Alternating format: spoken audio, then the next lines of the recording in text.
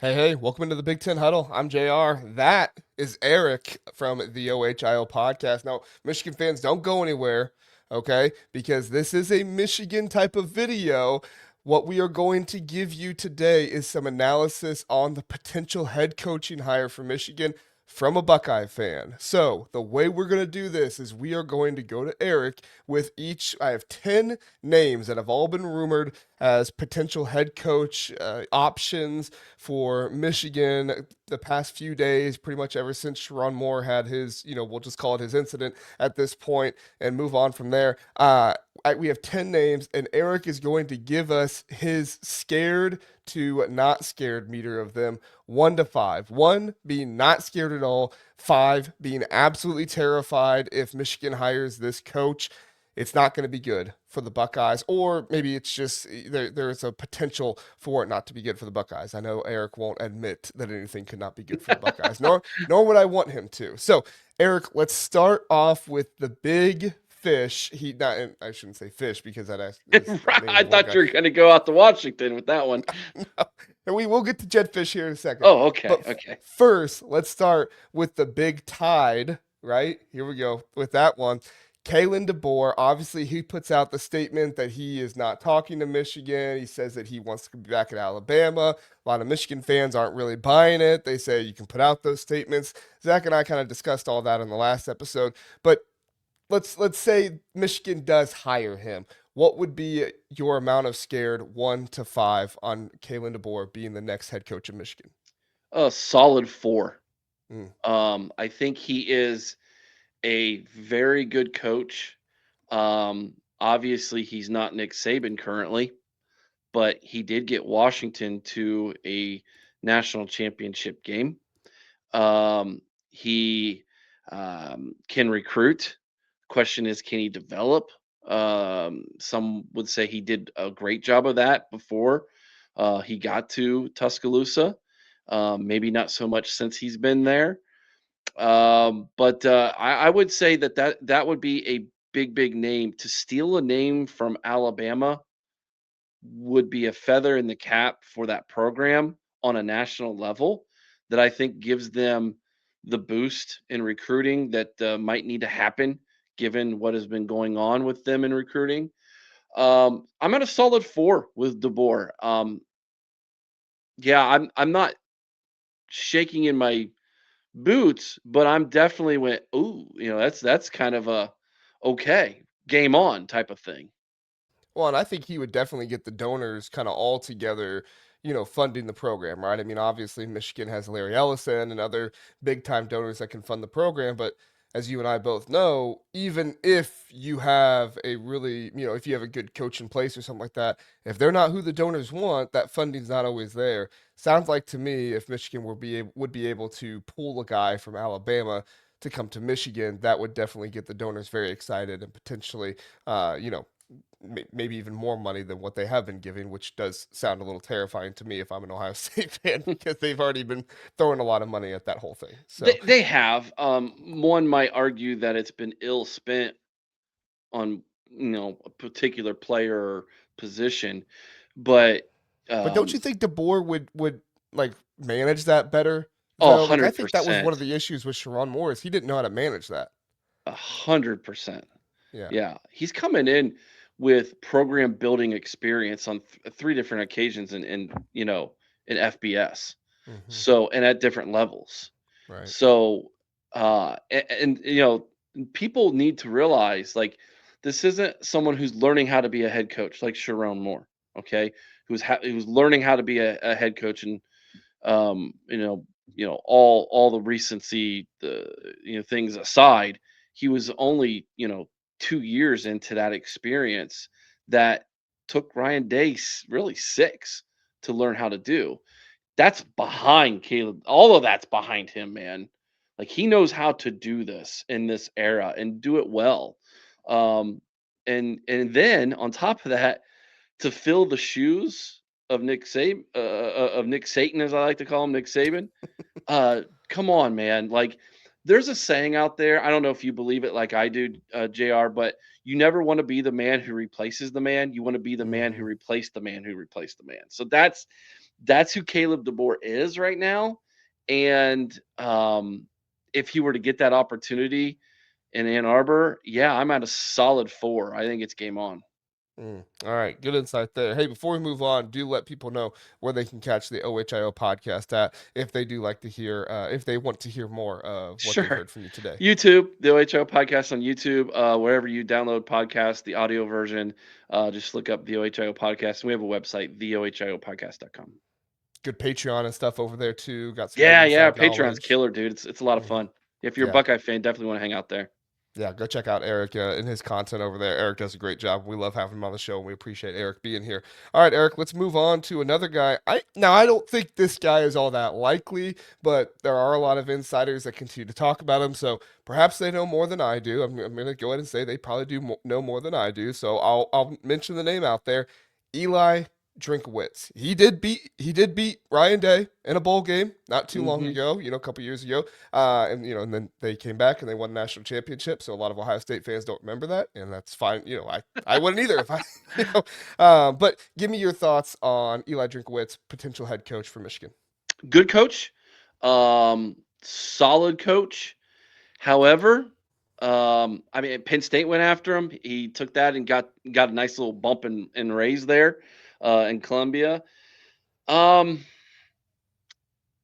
if you go and you talk to the Mizzou fans, which we have a mutual friend in Skeeter, who I still speak with a lot, he will tell you their fan base is very split on Eli Drinkwitz, very split, which surprised me that they would be. He is as plugged into that community as a head coach can be. However, he's got, I think, 3 daughters, maybe 4, and they're all school age. And mom has a big part. His wife has a big part in the community with the school and things. Uh, I think Eli is about as solid to stay where he's at as could possibly be, despite the fact that it's kind of split in the fan base whether they're ready to move on from him or not. I'm at a 3 with him, somewhere in the middle. Um, I've got to see him take Mizzou to the next level before he could get into that DeBoer level of the being a 4. Um, he beats the teams he should beat, and he seems to struggle against the teams with equal or better value. Yeah, depth has always been a thing there at Missouri too. Seems like he can get really Absolutely. good players, but maybe not always the depth. Which depth is hard for anybody to get in college football now, so can't knock him too much for that. All right, you're gonna have fun with this one. I don't think he's gonna be very high, and I don't think he'd be very high for Michigan fans either. But let's entertain it. Let's have some kicks and giggles here. Brian Kelly. 2. I would love it. I would love it. Okay, Brian Kelly might be the most overrated coach in college football in my lifetime. Ooh. Yeah, and I'm as old as dirt, as some of the kids like to say over on my podcast. Um, I can't think of a guy who has underachieved more in this sport than he has with the talent that he has been given over and over and Mhm. over again. And when he left Notre Dame got significantly better. And LSU got significantly worse. When they got him. He Yep. does not he is an old school coach trying to coach in a new school game, and it's oil and water. Um, Please, Michigan, go ahead and sign him up, please. I don't think the Michigan fans want him. They In all shouldn't. fairness. If they know ball, they shouldn't. Yeah, they're a little they're a little smarter than knowing that. I mean, there are some people that are gonna bring up the national championships when he was one in Division II, I think, and stuff like that. But you're right, it's a different game than it was back then, and I think that makes a difference. So, all right, number 4, Eric. This one would be a good hire. Sounds like he's in extension talks right now, but as we know, extension talks do not always mean that a coach is unavailable. Let's go with Kenny Dillingham from Arizona State. Would you fear that hire from Michigan? Whoa, 5. Okay, tell us why. I think he's the best up and coming young coach in college football. Number 1. He's number 1 on my list for young, enthusiastic football coaches in college football. Arizona State kid. coaching his alma mater, tremendous passion, great success early on. Um, Struggling to find the footing he needs at Arizona State on the NIL front to really take the program to the next level. Facilities, things of that nature. If Arizona State, their athletic department gets behind him and said, "We're going to invest in you," similar to what I think Indiana has done for Kurt Signetti, I think Arizona State can be the one school in the Big 12 to challenge Texas Tech year in and year out. Because if anybody's been paying attention, Texas Tech is going to run that league for the better part of the next decade, the way they have invested in that program and they want to win and they're willing to pay for it. The rest of the Big 12 is going to fall behind big time, but he could be the one guy if if they get that investment train rolling there in Phoenix that can challenge Texas Tech. Um the question is, does he want to leave? And is Mm-hmm. he willing to leave? And does he believe that he can build what he has envisioned there? Boy, it sure sounded like he could in that press conference when he was getting emotional. Um, you put that guy in Ann Arbor, yeah, that's a 5 for me. That dude scares me to death in Ann Arbor. Mm-hmm. Yeah. I think my only hiccup with him is just the age, right? You just went from a young coach in Sharon Moore, who, for all the off-field stuff, you can talk about the on-field stuff that he kind of struggled with a little bit. And I wonder how much Dillingham would struggle with that from his age. So I would probably put him at a 4 if I was Mm, doing this, but I can definitely see, the up and coming stuff like that, his track record with quarterbacks, what he did, what was he at Memphis, Oregon, all those different places. He would definitely be huge, and I think he would turn Bryce Underwood into his max potential and absolute ceiling of that's who a he good can point be. too. Like Yeah, he immediately makes him better. yeah, for sure, for sure. All right, number 5, Eric.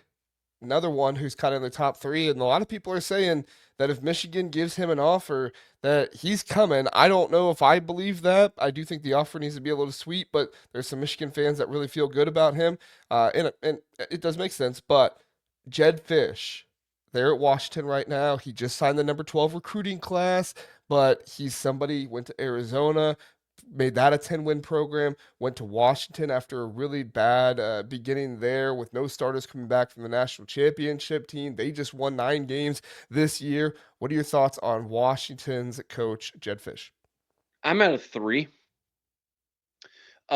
He feels like a guy who struggles with longevity. I Mm, mean, just look at he's like a 2, 3, 4 year top guy, and I'm out, man. I'm on to the next project. Um, I think the next head coach at Michigan, they're going to want someone who is bought in, is going to be there for a long time to really establish a culture and a program that competes year in and year out. I don't know that Jedd Fisch is that guy. I know he coached there for 2 years. Um, I don't look at him and think that's a Michigan guy. I know his wife loves the warmer weather. yeah. That was one of the reasons why I think he was tied to the UCLA job for a while, Hmm. was because she was definitely like, "Hey, let's go to LA." Um, is he a good coach? Yes. Is he a good recruiter? Yes. Um, would he be better at Michigan than he is at Washington? I don't know. Hmm. I'm not sure if that's possible or not. I mean, obviously, you would think, oh, better talent. Of course he would be. But I think what he's doing at Washington, he needs to give it another couple years. They're on the doorstep of being a 10-win team and knocking on the CFP in Washington. Does he really want to start over? I mean, one might argue he's not starting over in Ann Arbor, but he's going to have to convince all of those players to stay. Um, Hmm. so I don't know. I don't know, Jr. I'm at a 3 with him. I can see that. My big hang up with Jedd Fisch is that he calls plays, and I don't think Yeah, I he's not the CEO, right? yeah. Yeah. And I think in today's day and age of college football, you have to be a CEO in order to win big. I said it about a month ago on the podcast. I don't think a play calling head coach will ever win the Big Ten championship. And, you saw Ryan Day possibly calling a few plays in that Big Ten championship game at Ohio State. So I've looked to be a little right in this scenario at this point. But I do think that's kind of my hang up with him. So another guy, you're probably all too familiar with him being at the Browns, running that offense. I don't know why his name keeps getting thrown out there. He was thrown out there for Penn State. It kind of was perplexing to me.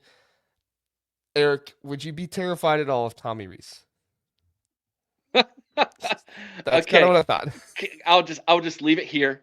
My co-host Chris is a diehard Browns fan, and he is actually rooting for this to happen. Well, yeah, that would make sense for it to be a one then. To him, it's a win-win all around for everybody. Yeah, I don't get it. I don't get why they would. I'm not saying Michigan has interviewed him Because but he spent was it a year at Alabama? yeah, I mean he was there for a year, and that was the year that Michigan beat him. That was the year that Alabama said was like their worst He went year from ever. Notre Dame to Alabama to the Browns. Do I have that right in my Yeah, head? he was the tight ends coach at the Browns, and then he eventually became offensive coordinator at the Browns. So Yikes. yeah, not good. I do not blame you at all for having him as a one. Moving on. A lot of Michigan fans want this guy. I have some concerns, first year head coach and stuff like that, but obviously he did a fantastic job at Michigan when he was there. And he's the other side of that Jim Harbaugh there. Jesse Minter, who is currently He the defensive coordinator for the Los Angeles Chargers. 4. I'm at a 4. Yeah, He he did well. yeah. He did well at Michigan. I'm going to put an asterisk in here, so I'm not even going to mention anything. How good would he have done if? Okay. Well, and I think the counterpoint to that is look at how well he's done in the NFL, right? So Correct. Yeah. even if you want to say all this other stuff, like he knows how to run a defense. Obviously, he's doing it in the NFL right now. It's one of the best defenses in the NFL. Do you feel like, and this is my only concern with him from a Michigan perspective, you're not getting separation from everything that has gone on. Yes, we've mentioned that before. And is that something you all as Michigan fans still want clinging to your program? I wonder if that hurts him if he indeed wants the job or not. But from a Ohio State perspective, kind of kicked your butt 2 years in a row. Yeah, I'm gonna, I mean I'm that gonna, that I'm at a defense 4. that defense had its way with Ryan Day's offense for the time there, so it makes sense. All right, three more left. Let's go. We talked about him on the last podcast. I know a lot of people are saying it's kind of crazy, but I have seen his name thrown out there because he did technically step down from Utah and not retire from Utah. Kyle Whittingham. 2. Go enjoy your retirement, man.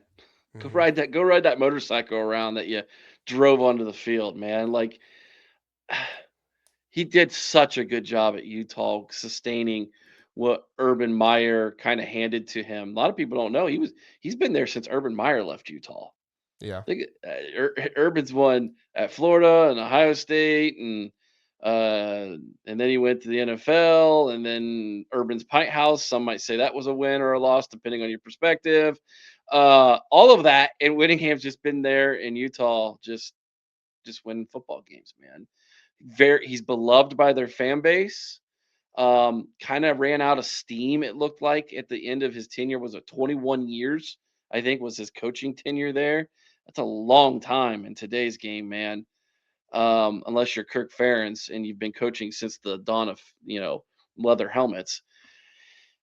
At 2, if they were to get him, it's like a stopgap, like a 2-3 year thing to prepare someone who you think might be ready in 2 to 3 years. That's the only reason why I think you would go with him. Yeah, for me, if you're gonna hire Kyle Whittingham, you just hire the guy that you have as your interim right now, and that's gonna be the next one that I ask you about. Biff Poggi. I mean, what would be I don't think Biff Poggi is a long-term hire type of guy, but I could definitely see him being an interim stopgap type of hire. I said like a Luke Fickle. It's not exactly correct, You, but we've I been got listening some to each people other's riled up. podcast or something here. I've been saying, keep him in interim and do the Stanford thing and give yourself a year to search. You don't Right. know who might pop open next year. Don't just settle and give someone a 3, 4, 5 year contract that you're not all in on. He obviously coached really well when Sharon wasn't with the team those 2 weeks. They actually looked better Yeah, that's what than we when. said. So, and this is coming from a Buckeye, and I know some Ohio State fans are going to watch this are going to be mad at me. I actually like the guy. I think he's pretty freaking cool. Like What's the quote you said? yeah, That he when he said. was interviewed after the win, they asked him what he was going to do, and he said, "I'm going to go smoke a cigar, eat ice cream, and then probably go to the hospital." Come on, man. Who doesn't love Relatable. that? Relatable. Totally. Like we were laughing the other night, like he is like a real life version of Biff. And I was like, man, I could see him joking around with Ryan Day, putting his arm around him, giving him a noogie and just having fun. Like I think he could make things happy there in a time when things aren't happy. Give him a year and he'll stay on for a year's interim and be like, "Hey, we're gonna find the right coach next year to build this program. We're gonna make him the interim for a year, similar to like you said, Luke Fickle in 2011." And he would be fine with that. I think he would be like, "Sweet, sign me up." Well, and I think it would be, really good for them too, because obviously the players are very fond of him. I mean, Bryce Underwood seems to have a good connection with him.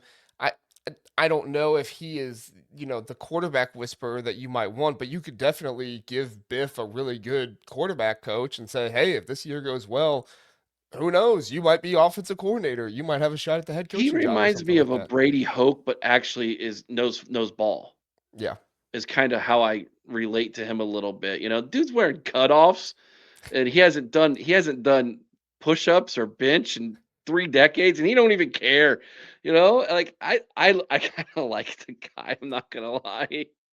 I like him too, and I actually think he would do a good job this next year. I think Michigan with that young core and everything else, I think they could get to 8, 9, maybe even 10 wins Jr. What next if year. Michigan goes out there and kicks Texas butt with him? I'd hire him on the spot. You mean I mean, Oklahoma? no, that Michigan plays Texas, right? Oh, in the bowl game. I thought you meant Yeah, next yeah. season. Okay. No, no, no, no. I'm talking like in the bowl game. Yeah, Like I they go mean, to the Citrus Bowl and they beat Texas by like 3 or 4 scores. I can tell you right now that that seek for Sark would not be very cold if that happened. Well, that's true. From the other side of that, yeah. I don't really care about Texas though. Yeah. Whatever. All right, let's do the last one here. And he's kind of in the same Eli Drinkwitz place where I don't think he's moving on or anything, but his name has been mentioned, and I do think that we need to mention all names that are kind of being considered right now. Old Purdue head coach who's given Ohio State their issues, Jeff Brohm. I'm at a 3. Um, I have interacted with quite a few Louisville people this year, which is interesting. Um, I haven't really done that before until this year. And I was super high on Louisville after they beat Miami, and I was like, this could be a CFP team. And I can't tell you, JR, how many Louisville fans were like, yeah, no, that ain't gonna happen, Boggs. Like, you're too high on our team, man. And they were right. And Jeff Brom has a reputation of, hey, I can take unranked teams, I can go into your house, or you can come in as a number 5 ranked team or whatever, top 5 team, and I'll beat you with an unranked team. Mm-hmm. But then he loses really bad games out of the blue. Yeah. So the consistency for him is a problem. So would he be able to beat Ohio State every now and then, even when Ohio State might be ranked higher than Michigan? Yeah, I think he could. Would he be consistent at it doing it? And would he get Michigan to the next level and get to see consistently the CFPs? I don't think he would, because I think he would lose games where it's like, how did you drop that game to Minnesota? How did you Mm-hmm. guys lose in the Rose Bowl to UCLA? Like he would lose games like that where you're like, we weren't ready to play. and it would drive that fan base bonkers. Yeah. He's kind of in the same boat with Drinkwitz, with me, where I don't think he is a national championship type of winning head coach. I think he can be a good head coach for you. I think he can get you to the playoffs almost every year, or at least every other year, or something like that. I think him and Drinkwitz are both kind of that way. I think Jedd Fisch has some more potential to be kind of a national championship guy than Brohm because he would be able to hire a really good staff for you. But I would be very curious if you gave Jeff Brohm the talent of Michigan and a really good defensive coordinator, not Wink Martindale. I'm not a big Wink Martindale fan, but you give him a really good defensive coordinator and you give him the quarterback development that he has. I do think Jeff Brohm could be something really good, but I don't know if he could win a national championship. That would be the biggest thing for me. And I think if you're a Michigan fan, you want to hire somebody that can win you a national championship in the future. Yeah, absolutely. Let me throw a name at you, dude, wasn't on your list. It's on no one's list, by the way. Okay. Nobody talks about this guy, and they should. I'm talking about Jerry Mack, Mack Daddy from Kennesaw State. Mm. This guy is look him up. He's going to be on everybody's radar in a year or two. He took a Kennesaw State team that in their first year in the FBS last year fired their coach midseason, lost everybody, comes in and resets the entire culture of the program, goes out to the transfer portal, gets a bunch of no-name guys, and goes in this year and wins the what is it? The Conference USA. Yeah. And I love his quote. Why do we need to wait to be great? Mm. Yeah, Excuse me? That preaches, man. Like yeah. this dude knows ball too, man. He was a running backs coach at Tennessee for 2 years and a running back coach at Jacksonville before he took the Kennesaw State job. Mhm. I think he was in the HC, whatever, the FCS, Black College division, in North Carolina for a while. Won some conference championships there. Was the OC for the Rice, I think, for a couple years as well. He's paid his dues. He can recruit in the South. He's from Memphis, Tennessee, if I'm not mistaken. Mhm. And he's a hard nosed dude, well respected, and a name that will be on everybody's radar, especially down in the South in a year or so. But I'm not saying he should be a name mentioned for Michigan this year, but in a year, if he goes and takes Kennesaw State and they're like 10-2 again or 11-1 and they win another Conference USA championship, he's a name everybody's gonna be talking about. And with the last Yeah. name Mack, How can you not love that? Biff and Mack, come on. Give me the Biff and Mac coaching staff. There you go. That'd be great. No, I agree with you, and I do wonder if Michigan would be better off going to more the group of six route or something like that, which is not a terrible route to go. You know, obviously Michigan has, money and brand and prestige to be able to go out and get some of these guys, but sometimes the group of six guys can do just as well, if not better, than some of these other guys do. I look at guys like Jason Eck and Sean Lewis, who are good coaches with where they're at right now and who have done good things. And it's almost like, give one of those guys a chance. Maybe, I don't know if Michigan is the best place to do that, but I do think one of these larger schools is going to hire one of those guys at some point, and they're going to be very happy with them. And we'll see if they stick around. I think Wisconsin's kind of gotten lucky. Nobody's hiring Jason Eck right now because he's from Wisconsin, and when you inevitably fire Luke Fickell, most likely, I think that's who you have That to go was after there. that was always going to be a 2026 thing. Hmm. They had no desire to pay you know, that fee that they were going to pay, Yeah. um, the buyout for Hmm. Fick. Um, yeah, that's an Ohio State podcast for another day. Well, I'll give you your topic for your next one there. There There you you go. go. All right, everybody. Appreciate Eric coming on here, and we appreciate all of you watching. Eric, let people know where they can find the OHIO podcast at one more time. Yep, YouTube, wherever you download podcasts, let's just look up the OHIO podcast. We're over on, we have our website, theohiopodcast.com. And of course, we're at Patreon as well. So look us up on Patreon. There you go. Good written content over there too. The OHL podcast, they do a great job. They're growing and they have a good listenership and everything over there. Patreon, everything else. So go check them out. So thank you everybody for listening and watching. Have a good one. We'll see you next time.